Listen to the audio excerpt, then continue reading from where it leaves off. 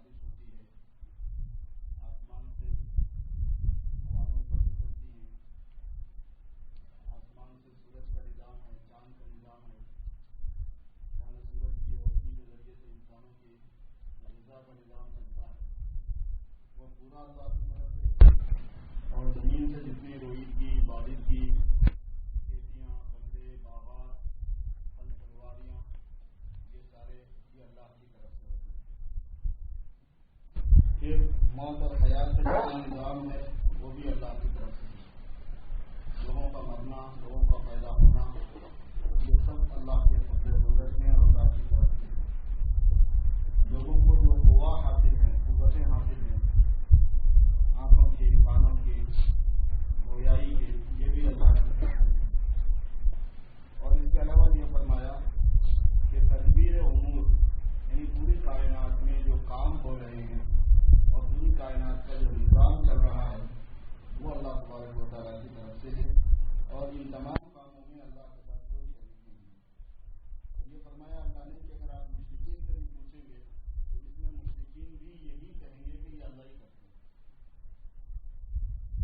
ان کا بھی عقیدہ یہ ہے کہ اللہ تعالیٰ ہی ان سب چیزوں کو کرنے والے ہیں، تو پھر کیوں اللہ کے ساتھ میں شرک کیا جاتا ہے؟ پھر اللہ تبارک و تعالیٰ نے پوچھا کہ مشرکین کے بارے میں یہ دریافت کیا جائے کہ تم جن کو تم اللہ کے علاوہ پوچھتے ہو بتاؤ تو صحیح کہ اللہ کے علاوہ ان میں ان کاموں میں سے کون اس کام کو انجام دیتا ہے، اور وہ یہی کہیں گے کہ کوئی اللہ کے علاوہ انجام نہیں دیتا۔ لہذا حق کی اتباع یہی ہے جو محمد صلی اللہ علیہ وسلم جس کی طرف دعوت دے رہے ہیں کہ ان کو ان کی بات مانی جائے۔ اور یہ جو قرآن پاک ہے یہ کسی کا کھڑا ہوا نہیں ہے، کسی کی طرف سے بنایا ہوا نہیں ہے، اللہ کی طرف سے نازل کیا ہوا ہے۔ اور جو کتابیں اللہ تبارک و تعالیٰ نے پہلے نازل کی ہیں ان کی تصدیق کرنے والی کتاب ہے، اور احکام کو تفصیل سے بیان کرنے والی یہ کتاب ہے۔ اگر لوگ یہ سمجھتے ہیں کہ یہ کھڑا ہوا کلام ہے تو پھر ایک صورت اس کے جیسی بنا لائیں، اور خود اکیلے بنانے کی ضرورت نہیں ہے بلکہ جن سے بھی مدد اس معاملے میں لی جا سکتی ہے لی جائے اور پھر ایسا کلام بنایا جائے، اور یہ ہے کہ یہ کلام بنانی چاہیے۔ اس کے باوجود بھی اگر لوگ ماننے کو تیار نہ ہوں تو آپ یہ اعلان فرما دیجیے کہ لی عملی ولکم عملکم، میں اپنے عمل کا ذمہ دار ہوں تم اپنے عمل کے ذمہ دار، انتم بریئون مما اعمل وانا بریء مما تعملون، میں جو کرتا ہوں اس سے تم بری ہو ذمہ دار نہیں ہو، اور تم جو کرتے ہو اس سے میں بری ہوں میں ذمہ دار نہیں ہوں۔ یہ اسلام کا نظام ہے کہ اسلام میں تبلیغ ہے، نصیحت ہے، دعوت ہے، محنت ہے، سمجھانا ہے، سب ہے، لیکن آخر میں انجام کے اعتبار سے ہر آدمی اپنے عمل کا خود ذمہ دار ہوتا ہے۔ جس نے حق کو قبول کیا وہ حق کو قبول کرنے کا ثواب پائے گا، اور جس نے حق کو رد کیا اس کو حق کو رد کرنے کا گناہ اور عذاب ملے گا۔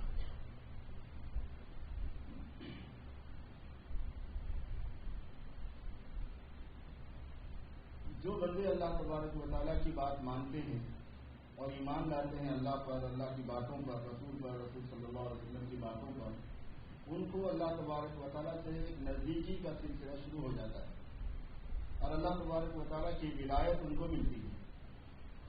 یہ ولایت جو ہے اس دنیا میں انسان کو حاصل ہونا سب سے بڑی کامیابی ہوتی ہے، سب سے بڑا مقصد ہے۔ نبی کے علاوہ اور صحابی کے علاوہ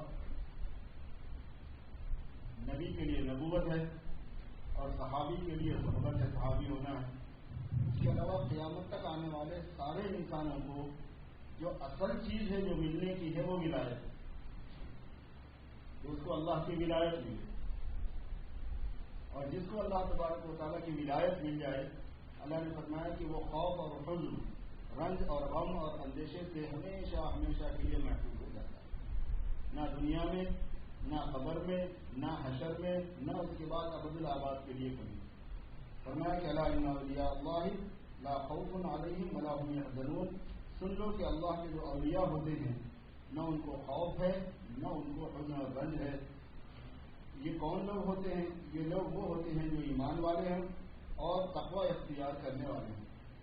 غیر مومن کبھی اللہ کا ولی نہیں ہو سکتا، چاہے جتنی ہی استدراج دکھائے، خوارج عادت چیزیں دکھائے، ایسے کام کر کے دکھائے جس کو میڈیکل لوگ کرتے رہے اپنی طرف سے، لیکن اس کو ولایت کا کوئی حصہ نہیں ملا۔ حتیٰ کہ سب سے بڑا استدراج اور دھوکے کا سودا جو ہے وہ دجال کی طرف سے آنے والا ہے۔ مسیح الدجال جو ہوگا وہ ایسی ایسی چیزیں دکھائے گا کہ بالکل خرق عادت ہوں گی، جو کرامات سے اوپر کی ٹائپ کی ہوں گی، لیکن ان کو کرامت نہیں بولتے۔ کرامت اس کو کہتے ہیں جو ایمان کی شرط کے ساتھ میں پائی جاتی ہے چیز۔ اس میں ہوتا یہ ہے کہ انسان کے بس میں جو چیزیں نہیں ہیں ان کا صدور ایسے لوگوں سے ہوتا ہے۔ تو مسیح الدجال کو اللہ تبارک و تعالیٰ نے اتنی جیت دی ہوئی ہوگی کہ وہ ایسی بہت سی چیزیں دکھانے والا ہے۔ عیسیٰ علیہ السلام کے جو معجزات تھے اس سے ملتے جلتے اس کے حالات ہوں گے، اور یہی وجہ ہے کہ لوگوں کو اس میں غلط فہمی ہے۔ مسلمان جو ہیں وہ حضرت عیسیٰ علیہ السلام کے آنے کے انتظار میں ہیں، اور اس سے پہلے کے جو مذاہب والے ہیں وہ مسیح الدجال کو اپنا مسیحا مانتے ہیں، اس کے آنے کے انتظار میں ہیں کہ جب وہ آئے گا تو ہمارے سارے کام صحیح کر دے گا۔ اور اسلام میں جو بات بتائی گئی ہے کہ مسیح الدجال جو آئے گا تو اس کو عیسیٰ علیہ السلام آئیں گے اور اس کو قتل کر دیں گے، اور عیسیٰ علیہ السلام کی سانس سے ان کی سانس جہاں تک جائے گی وہاں تک کافر پگھلنا شروع ہو جائے گا۔ تو دجال جو ہے وہ عیسیٰ علیہ السلام کی سانس سے ہی گھلنا شروع ہو جائے گا، یا حدیث میں آتا ہے جیسے نمک گھلتا ہے، اور پھر اس کو باب لد پر پہنچ کر عیسیٰ علیہ السلام پکڑیں گے اور اس کو اپنے نیزے سے مار کے قتل کر دیں گے۔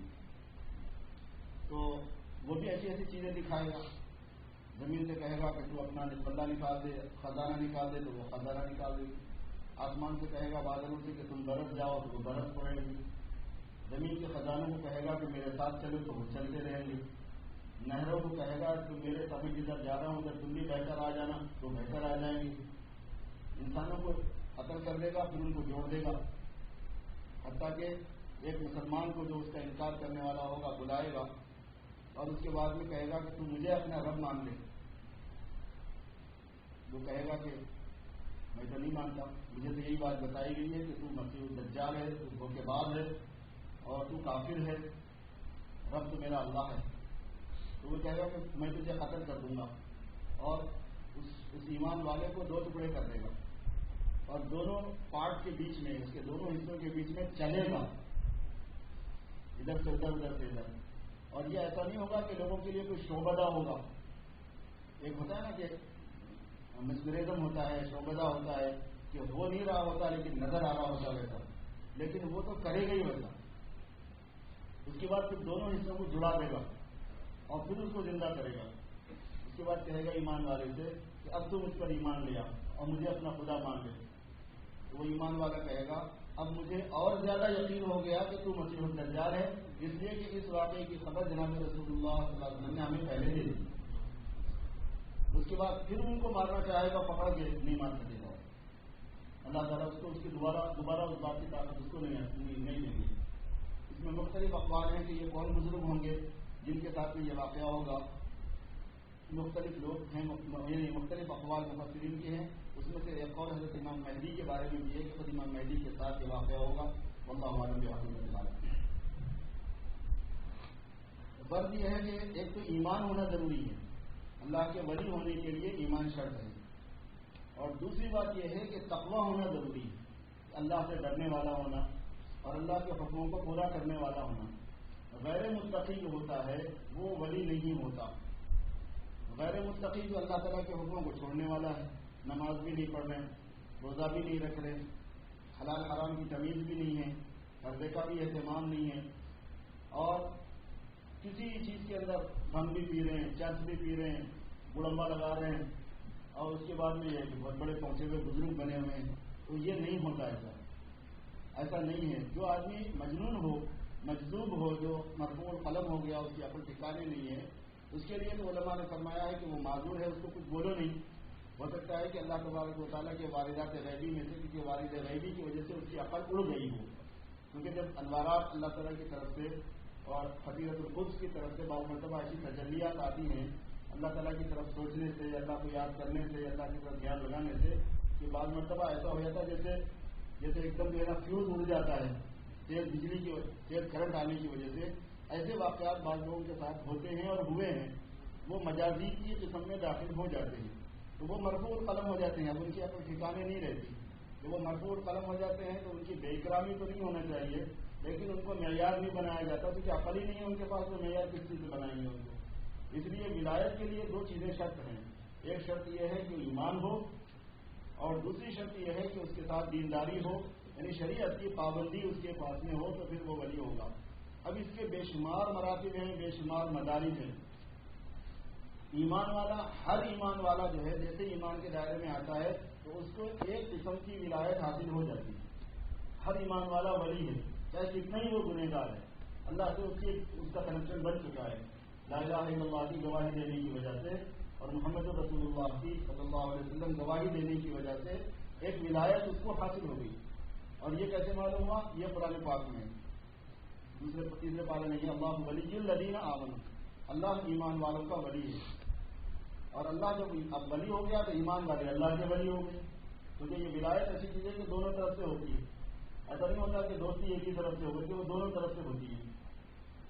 اور اللہ جب ولی ہوتے ہیں کسی کے تو یخرجہم من الظلمات الی النور، ظلمتوں سے نکالتے ہیں اپنے بندے کو اس ولایت کی وجہ سے اور نور کی طرف لاتے ہیں. اب جس کو جتنے زیادہ ظلمت سے نکلنے کا موقع ملا وہ اتنا زیادہ نور کی طرف آتا ہے. ظلمت جو ہوتی ہے وہ اوپر سے، جیسے توحید کے مقابلے میں شرک سب سے بڑی ظلمت ہے، سنت کے مقابلے میں بدعت وہ سب سے بڑی ظلمت ہے، طاعت کے مقابلے میں معصیت وہ ظلمت ہے، بڑے گناہوں کے بڑی یعنی فرائض کے مقابلے میں حرام کام وہ اس کے مقابلے میں ظلمت ہے، چھوٹے طاعتوں کے مقابلے میں چھوٹے گناہ وہ اس کے مقابلے میں ظلمت ہے. غفلت، اللہ کی یاد اور دھیان کے مقابلے میں جو غفلت ہوتی ہے وہ اس کے مقابلے کی ظلمت ہے. تو جیسے جیسے بندہ اللہ تبارک و تعالیٰ کی طرف بڑھتا جاتا ہے یہاں تک کہ پھر اس کے اندر سے شرک بھی نکل جاتا ہے، بدعت بھی نکل جاتی ہے، گناہ بھی نکل جاتے ہیں، معصیتیں بھی نکل جاتی ہیں، ذنوب بھی نکل جاتے ہیں اور غفلت بھی نکل جاتی ہے. اور ہمیشہ کا دھیان اور یاد اللہ تبارک و تعالیٰ کے ساتھ اس کو قائم ہو جاتا ہے. ایک یاد ہونے کے اعتبار سے آدمی کا دل وہ بھی ہو جاتا ہے، اور دوسرے اللہ تعالیٰ کی ہر وقت کی اطاعت، جس وقت کی جو ذمہ داری جو کام ہے وہ پہچاننے لگتا ہے بندہ اور وہ اس کو کرنے لگتا ہے. تو جب یہ سب چیزیں اس کو حاصل ہوتی ہیں تو ولایت کاملہ اس کو مل جاتی ہے. اور ایک خاص نسبت ہوتی ہے، ولایت اس خاص نسبت کو کہتے ہیں جو اللہ تبارک و تعالیٰ اپنے بندے کو اپنی طرف سے اس کے دل میں ڈال دیتے ہیں، جس سے اللہ تبارک و تعالیٰ کی ایک خاص یعنی اس کے ساتھ ایک محبت اور اس کے ساتھ ایک بزرگی والا تعلق قائم ہو جاتا ہے، اور اس کی علامتیں پھر ظاہر ہونے لگتی ہیں. جیسے حدیث شریف میں آتا ہے کہ اذا رؤوا ذکر اللہ کے ولی جب کامل ہو جاتے ہیں تو ان کو جب دیکھا جاتا ہے، ملا جاتا ہے تو اللہ تبارک و تعالیٰ کا تذکرہ ہوتا ہے، اللہ یاد آتے ہیں ان کے ذریعے سے. وہ چیز اس کے مرتبہ کمال میں پھر بندے کو حاصل ہونے لگتی ہے. تو جیسے جیسے ظلمتیں نکلتی جائیں گی ویسے ویسے ولایت بڑھتی چلی جائے گی، مگر ادنا درجے کی ولایت جو ہے وہ ہر مسلمان کو حاصل ہو جاتی ہے، چاہے وہ کتنا ہی گنہگار کیوں نہیں. جس گناہ سے توبہ کرتا جائے گا اور پاک ہوتا جائے گا اور باطن کی جس خباثت کو اپنے اندر سے نکالتا جائے گا، جس کو نفس کا تزکیہ کہتے ہیں، کیونکہ نفس کے اندر بہت سی گندگیاں بھر جاتی ہیں اور اندازہ نہیں ہوتا انسان کو کہ نفس میں کیا گندگیاں ہوتی ہیں.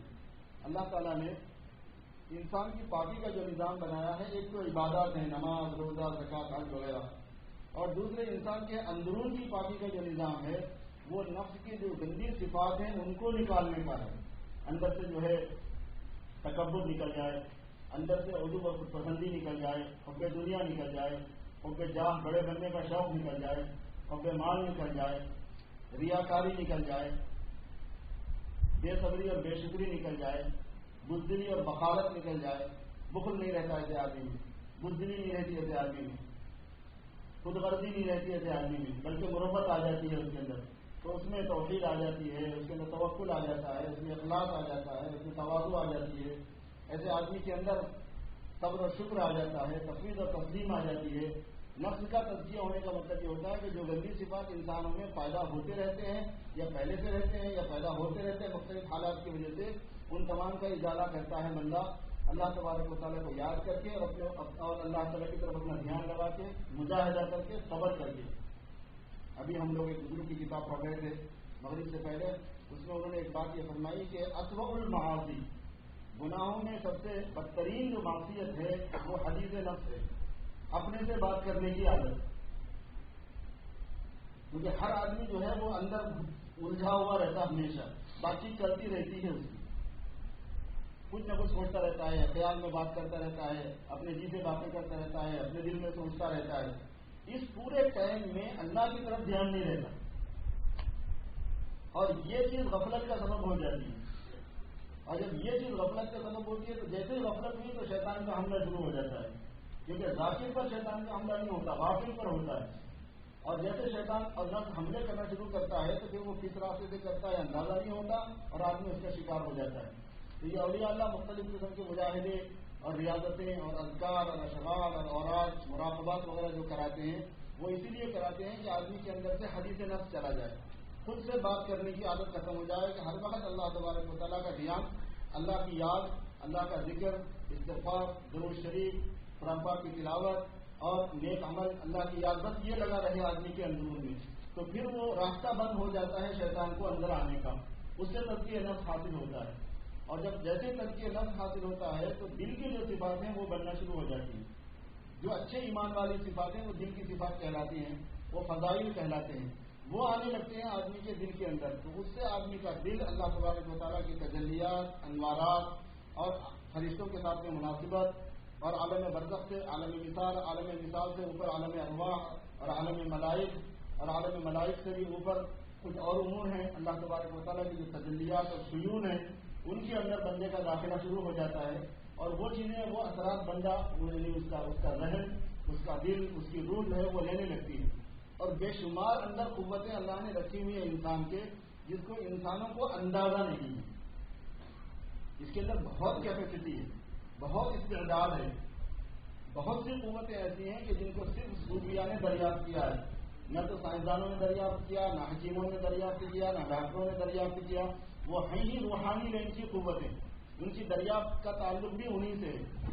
اب حواس ظاہرہ، دیکھنا، سننا، بولنا، چکھنا، ان کو محسوس کرتے ہیں ہم. دماغ کے اندر جو قوتیں ہیں، یاد رکھنا، سوچنا، خیال کرنا، فہم سے کام لینا، ادراک کرنا، یہ قوائے باطنہ کہلاتے ہیں.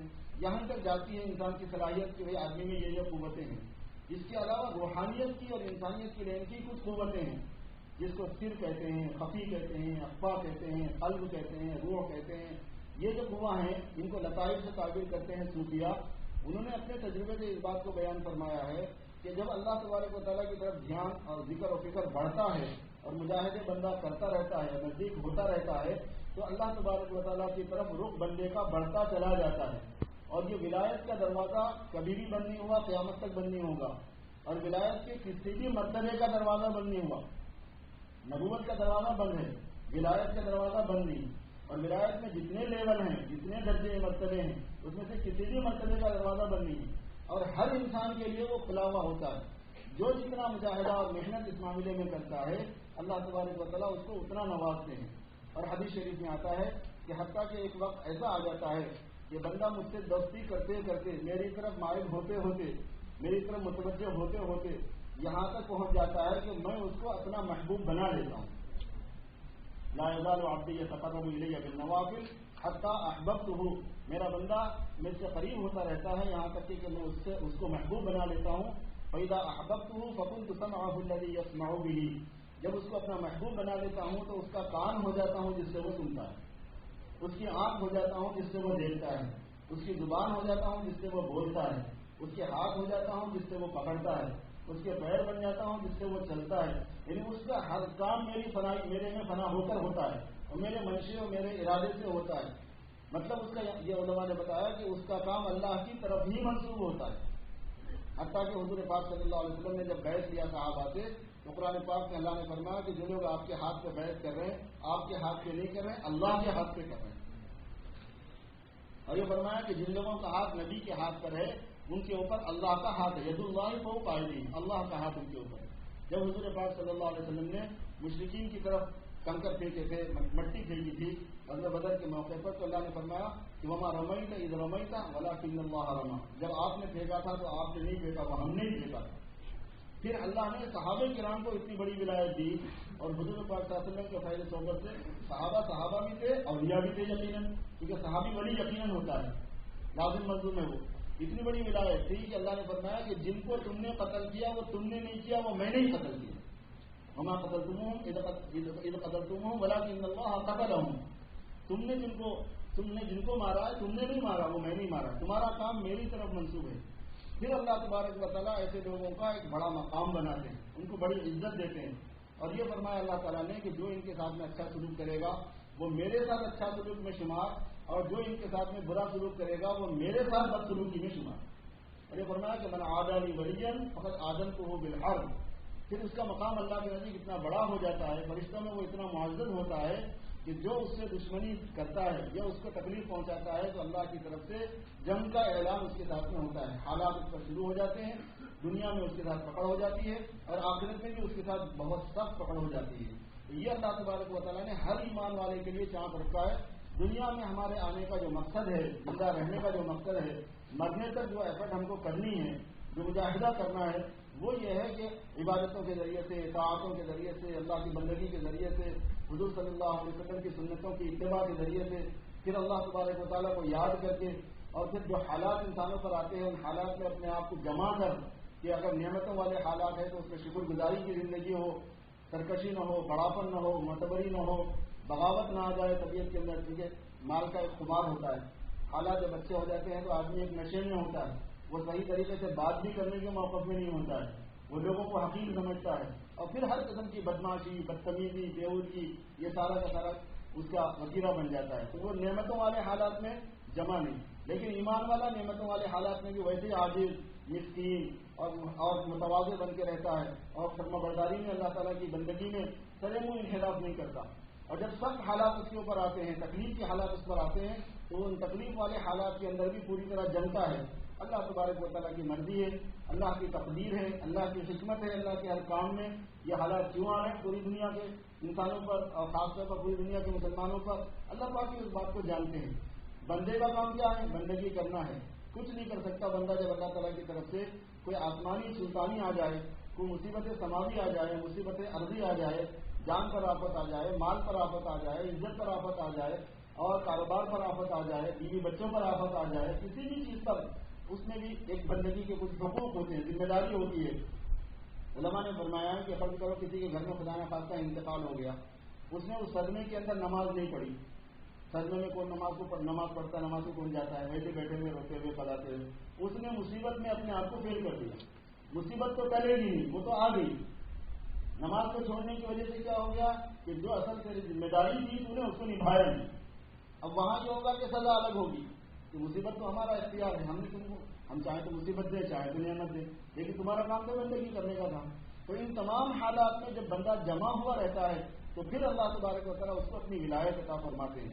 اس ولایت کی بزرگی اور اس کا شرف اور اس کی تعریف بیان فرمائی گئی، جسے فرمایا کہ الا ان اولیاء اللہ لا خوف علیہم ولا هم يحزنون الذين آمنوا وكانوا يتقون لهم البشرى۔ یہ وہ لوگ ہیں کہ ان کے لیے خوشخبری ہوتی ہے دنیا کی زندگی میں بھی، اللہ ان کو دنیا کی زندگی میں بھی بشارت دیتے ہیں، وفی الآخرہ، اور آخرت میں بھی ان کے لیے پوری طرح خوشخبری ہوگی، تسلی ہوگی، پریشان بالکل نہیں ہوں گے یہ نور کے ٹیلوں کے اوپر اور مشک کے ٹیلوں کے اوپر، اور نور کے اندر میدان قیامت کے اندر، میدان حشر کے اندر بھی یہ لوگ اپنا ٹائم پاس کر رہے ہوں گے، کوئی خوف، کوئی حزن ان کو نہیں ہوگا، اور اللہ تعالیٰ حساب کتاب میں ان کے ساتھ بے انتہا نرمی فرمائیں گے، اور جہنم سے ان کو بالکل محفوظ رکھا جائے گا، اور جنت میں اعلیٰ درجات میں جناب رسول اللہ صلی اللہ علیہ وسلم کے قرب میں، نزدیکی میں ان لوگوں کو جگہ دے دی جائے گی۔ یہ بہت بڑا انعام ہے جو اللہ تعالیٰ کی طرف سے انسانوں کو دیا جائے گا۔ تو یہ مقصد ہے جس کو اللہ تبارک و تعالیٰ نے بہت تفصیل سے بیان فرمایا ہے۔ ایک بات یہ بیان فرمائی کہ دنیا میں حالات کی وجہ سے بعض مرتبہ آدمی غلطی کرنے والوں کی طرف مائل ہو جاتا ہے، اس کو فرمایا کہ وَلَا تَرْكَنُوا إِلَى الَّذِينَ ظَلَمُوا فَتَمَسَّكُمُ النَّارُ۔ رکوع نہیں ہونا، رکوع مانے جھکاؤ نہیں ہونا، حالات میں آدمی جھک جاتا ہے۔ اس کی تفسیر بہت لمبی ہے، علماء نے فرمایا کہ جب آدمی کسی بھی طرح کے حالات میں آتا ہے تو یہ جو جھکاؤ ہوتا ہے یہ انڈیویجول سے لے کر کلیکٹیولی میں ہوتا ہے، اپنے ذاتی حالات میں بھی ہوتا ہے، اعمال میں بھی ہوتا ہے، فیملی وائز بھی ہوتا ہے، خاندانوں کے اعتبار سے بھی ہوتا ہے، قوموں کے اعتبار سے بھی ہوتا ہے، اور پوری کے پورے ملک کے اعتبار سے ہوتا ہے، اور پوری کی پوری امت کے اعتبار سے ہوتا ہے۔ سوچتا ہے آدمی کہ بھائی یہ پالیسی بناؤ، یہ پالیٹکس اختیار کرو۔ شروعات یہاں سے لکھی ہے مفسرین نے کہ سب سے پہلا جھکاؤ آدمی کا اپنے طور طریق رہن سہن میں ہوتا ہے، دوسرے کی طرف اپنی مصلحتوں کی وجہ سے، یہ جھکاؤ ہے۔ اور اس سے تشبہ کے اوپر مفسرین نے باضابطہ روشنی ڈالی ہے، اور میں من تشبہ بقوم فہو منہم، جو جس قوم کے ساتھ میں مشابہت اختیار کرے گا انجام کے اعتبار سے اللہ تبارک و تعالیٰ اس کو اس قوم میں شمار کرے گا. کیونکہ یہ مشابہت کیا ہے؟ یہ جھکاؤ ہے. کیوں آپ نے بھائی ان کا طرز اختیار کیا؟ کیوں آپ نے ان کا کلچر اختیار کیا؟ کیوں آپ نے ان کا تمدن لیا؟ کیوں آپ نے ان کا لباس لیا؟ کیوں آپ نے ان کا عہدہ پکڑ لیا؟ کیا تمہارے لیے پیغمبر نہیں تھے؟ پیغمبر سے اچھا بھی کسی کا کلچر ہوتا ہے، پیغمبر سے اچھا بھی کسی کا تمدن ہوتا ہے، پیغمبر سے اچھا بھی کسی کا لباس ہوتا ہے، پیغمبر سے اچھا بھی اچھی بھی کسی کی شکل صورت ہو سکتی ہے. کیوں ہوا جھکاؤ؟ یہ فرمایا کہ اگر تم ظالموں کی طرف اور گناہ کرنے والوں کی طرف جھکو گے آگ تمہیں چپک جائے گی، فتمسکم النار. اور فرمایا کہ تم کو اللہ کے عذاب سے کوئی نہیں بچا سکے گا. اب اس سے اوپر ہٹ کر آدمی اپنے بچوں کی تربیت میں، فیملی میں، دوسری چیزوں میں پھر جھکتا ہے. اگر یہ لوگوں کے ساتھ رہنا ہے، زندگی گزارنا ہے، اگر ایسا کریں گے تو کیسا، ویسا کریں گے تو کیسا. اللہ نے فرمایا کہ وما لکم من دون اللہ، اللہ سے، اللہ کی پکڑ سے نہیں بچ سکتے تم، کوئی فائدہ نہیں ہوگا اس جھکنے سے تمہارے. اور پھر یہ جھکنا جو ہے نا بہت بڑے پیمانے پر بھی ہوتا ہے کہ پوری کی پوری قوم، پورا کا پورا ملک جو ہے وہ جھک رہا ہے ظالموں کی طرف، قصور والوں کی طرف، محض مصلحتوں کی وجہ سے، سوچ کے کہ ایسا نہیں کریں گے تو کیا ہوگا، ایسا کریں گے تو کیا ہوگا، ایسا نہیں کریں گے تو یہ مصیبت آئے گی، ایسا نہیں کریں گے تو یہ مصیبت آئے گی. ٹھیک ہے صاحب جیسا آپ بولے ویسا. تو ٹھیک ہے صاحب جیسا آپ بولے ویسا کرنے سے نقصان جو ہوگا وہ بڑھے گا اور فائدہ کچھ نہیں ہوگا. یہ فرمایا ولا ترکنوا الی الذین ظلموا، ظالموں کی طرف ہرگز مت جھکنا، فتمسکم النار، تمہیں آگ سولے گی، تمہیں آگ پکڑ لے گی، اور پھر اللہ تبارک و تعالیٰ کے عذاب سے تم کو کوئی نہیں بچا سکتا. یہ ایک ضابطہ ہے جو ہمیشہ کے لیے مسلمانوں کو، قیامت تک کے مسلمانوں کو دیا گیا ہے کہ تمہارا ایک دین ہے، تمہاری زندگی گزارنے کا ایک طریقہ ہے، ہر شعبے حیات میں تم کو ایک رہبری دی گئی ہے. اگر تمہارا جھکاؤ اس سے ہٹ کر کسی اور چیز کی طرف ہوگا اس کی تم کو جواب دہی کرنی پڑے گی، اس کی سزا تم کو بھگتنی پڑے گی. بس آج اتنا ہی انشاءاللہ بتا دیں. اللهم صل على سيدنا محمد وسلم. ربنا ظلمنا انفسنا وان لم تغفر لنا وترحمنا لنكونن من الخاسرين. ربنا لا تزغ قلوبنا بعد إذ هديتنا وهب لنا من لدنك رحمة إنك أنت الوهاب. ربنا أتمم لنا نورنا واغفر لنا إنك على كل شيء قدير. یا اللہ ہمارے گناہوں کو معاف فرما دیجیے، اے اللہ ہمارے خطاؤں سے درگزر فرما دیجیے، اے اللہ ہم تمام کو معاف فرما دیجیے، اے اللہ ہم تمام کو معاف فرما دیجیے، ہمارے روزوں کو قبول کو معاف فرما دیجیے، غلطوں کو معاف فرما دیجیے، غفلتوں کو معاف فرما دیجیے، برائیوں کو معاف فرما دیجیے. فرمائیے ہمارے قرآن سنانے کو قبول فرمائیے، بقیہ روزوں اور تراویح کو ہمارے لیے آسان فرمائیے، مبارک کو ہمارے لیے ہر اعتبار سے برکت والا بنا دیجیے، مغفرت کے فیصلے فرما دیجیے ہمارے حق میں، رحمت کے فیصلے فرما دیجیے ہمارے حق میں، اور عتق من النار کے فیصلے فرما دیجیے ہمارے حق میں. ہم تمام کی مغفرت فرما دیجیے، ہمارے والدین کی مغفرت فرما دیجیے. یا اللہ جن کے والدین زندہ ہیں ان کی بھی مغفرت کر دیجیے، اور جن کے وفات پا چکے ہیں ان کی بھی مغفرت فرما دیجیے. اے اللہ یہ بوڑھے اپنی قبروں میں لیٹے ہوئے، پروردگار آپ کی رحمت کے علاوہ کوئی سہارا ان کا نہیں. اے اللہ ہم آپ سے درخواست کرتے ہیں ان کی اولاد ہونے کے ناطے کہ پروردگار ان پر رحم فرما دیجیے، ان کی لفظوں کو معاف فرما دیجیے. اے اللہ ان کی کوتاہیوں سے درگزر فرما دیجیے، ان کے حسنات کو قبول فرما دیجیے، ان کے درجات کو بلند فرما دیجیے. اے اللہ ہمارے والدین کی مغفرت فرما دیجیے، ان پر رحم فرما دیجیے جیسے انہوں نے ہم پر بچپن میں رحم فرمایا ہے. اے اللہ انہوں نے رحم فرمایا آپ کی مخلوق پر، آپ ان پر رحم فرما دیجیے. انہوں نے پالا پوسا، ہر قسم کی مصیبتیں برداشت کی ہمارے راحت کے لیے، ہمیں پالنے کے لیے. پروردگار اپنے کرم سے ان کو آپ معاف فرما دیجیے. اے اللہ ہمارے رشتے داروں کو معاف فرما دیجیے، ہمارے دوست اور احباب کو معاف فرما دیجیے، ہمارے پڑوسیوں میں جو مسلمان ہیں ان کی بھی مغفرت فرما دیجیے. اے مولا کریم پوری امت مسلمہ کی مغفرت فرما دیجیے، سارے عالم کے مسلمانوں کی مغفرت فرما دیجیے، سارے عالم کے مسلمانوں پر رحم فرما دیجیے، سارے عالم کے مسلمانوں کے رنج و غم کو دور فرما دیجیے، سارے عالم کے مسلمانوں کے حالات کو صحیح فرما دیجیے. یا اللہ پوری دنیا میں آپ ہی اپنے مخلوق سے واقف ہیں کہ قوم کس حالت میں ہے. اے پروردگار جو جس حاجت کے اندر مبتلا ہے اپنے فضل سے اس کی وہ حاجت پوری فرما دیجیے. بے سہاراؤں کو سہارا دے دیجیے، جو لٹ گئے پٹ گئے یا اللہ ہم کے لیے سہارا بن جائیے. اے اللہ جو پریشان حال ہے ان کی پریشانی کو دور فرمائیے، مسلمانوں سے خوف کے بادل کو چھاڑ دیجیے. امن عام کے فیصلے فرما دیجیے. اے اللہ امن عام فرما دیجیے. اے اللہ پوری دنیا کے مسلمانوں کو امن عطا فرما دیجیے. پوری دنیا کے مسلمانوں کو عزت عطا فرما دیجیے. پوری دنیا کے مسلمانوں کے حالات کو صحیح فرما دیجیے. اے اللہ پوری دنیا کے مسلمانوں کو ان کے دین کی ذمہ داری پر کھڑا فرما دیجیے.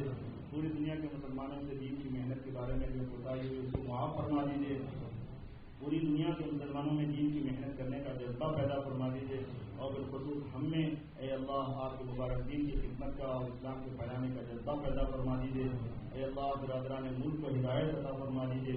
یا اللہ اسلام کو عام فرما دیجیے. اے اللہ مسلمانوں کی نفرت کو ختم فرما دیجیے. مسلمانوں کے بارے میں پائی جانے والی بدگمانیوں کو اے اللہ ختم فرما دیجیے. اے اللہ ان کے اندر حسن ظن پیدا فرما دیجیے. اسلام کی حقیقت ان پر واشفاء فرما دیجیے. اسلام کی حقیقت سے اللہ ان سب کو منشرح فرما دیجیے. ان کے دلوں پر ہدایت سے کھول دیجیے. یا اللہ آپ جس کو چاہیں ہدایت دے دیں. اے کریم آقا اپنے کرم سے ہدایت سے سرفراز فرما دیجیے. ہمارے بچوں کو بھی اللہ ہدایت عطا فرمائیے. ان کو ہماری آنکھوں کی ٹھنڈک بنا دیجیے. ہمیں متقیوں کا امام بنا دیجیے. اے اللہ ہمارے اولادوں کو نیک صحبتیں عطا فرمائیے. بری صحبتوں بری عادتوں سے حفاظت فرمائیے. برے اعمال سے حفاظت فرمائیے. بری صفات سے حفاظت فرمائیے. ان کی بہترین تعلیم و تربیت فرمائیے. اے اللہ آپ کی مربی حقیقی ہیں. آپ کی تربیت حقیقی تربیت ہے. یا اللہ ہماری اور ہماری اولادوں کی بہترین تربیت عافیت کے ساتھ میں فرمائیے. اے اللہ گھروں میں پیار محبت پیدا فرما دیجیے. ہر قسم کے اختلاف کو انتشار کو ختم فرما دیجیے. اے اللہ ایک دوسرے کے ساتھ نبھاؤ کی توفیق عطا فرمائیے. اے اللہ ہمارے حالات کو صحیح فرما دیجیے. ہماری کمیونٹی میں جو مسلمان کاروبار کے سلسلے میں پریشان ہو گئے یا اللہ ان کی پریشانی کو دور فرمائیے. اے اللہ ان کے حالات کو سنبھال دیجیے. ان کا جو پیسہ پھنس گیا ہے اس کے نکلنے کی صورت پیدا فرما دیجیے. اے کریم آقا ان کے حالات کو صحیح فرما دیجیے. اے اللہ ہمارے اقتصادیات کو درست فرما دیجیے. ہمارے کاروبار کو درست فرما دیجیے. ہماری معیشت کو درست فرما دیجیے. اے اللہ اگر وہ پیسہ واپس آنا مقدر نہیں ہے تو اس کا نعمت بدل عطا فرما دیجیے. صبر کی توفیق عطا فرما دیجیے. اے اللہ ہمارے ساتھیوں میں جو ملازم ہیں ان کی ملازمتوں کو مستحکم فرما دیجیے. اے اللہ جو لیگل اور قانونی رکاوٹوں میں پریشان ہیں اپنے طرف سے ان کی پریشانیوں کو دور فرمائیے. اے اللہ ان کا کام بنا دیجیے. جو بے شادی شدہ ہیں ان کی شادیاں فرما دیجیے. جن کے گھروں میں بچیاں بیٹھی ہوئی ہیں شادیوں کے انتظار میں اے اللہ عافیت کے ساتھ ان کی شادیوں کا انتظام فرما دیجیے. بہتر اور صالح جوڑے انہیں نصیب فرما دیجیے. اے اللہ ہماری تمام ضروریات کو اپنے کرم سے پورا فرما دیجیے. اور ہماری دعاؤں کو اپنے حبیب حضرت محمد مصطفیٰ صلی اللہ علیہ وسلم کے طرف سے قبول فرمائیے. صلی وسلم وبارک علی سیدنا مولانا محمد وعلى آله وأصحابه أجمعين برحمتك